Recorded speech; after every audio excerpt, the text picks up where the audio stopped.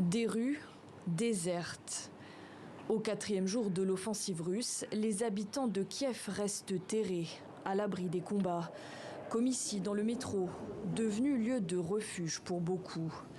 Selon des témoins, des tirs nourris continuent d'être entendus ce dimanche dans le centre-ville de Kiev, après une nouvelle nuit de violents combats au son des sirènes.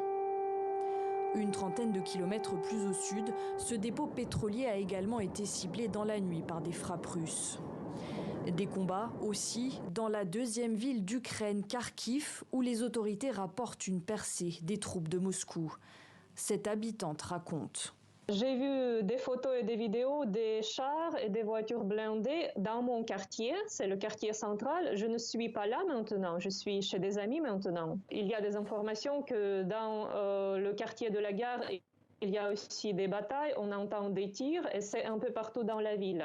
La guerre qui n'épargne aucune région. Ce dimanche, l'armée russe affirme avoir pris 2 grandes villes du sud de l'Ukraine. Au cours des dernières 24 heures, les villes de Kherson et Berdyansk ont été complètement bloquées par les forces armées de la Fédération de Russie. La ville de Guelnytchesk et l'aérodrome de Tchernobaïevka ont également été pris sous contrôle.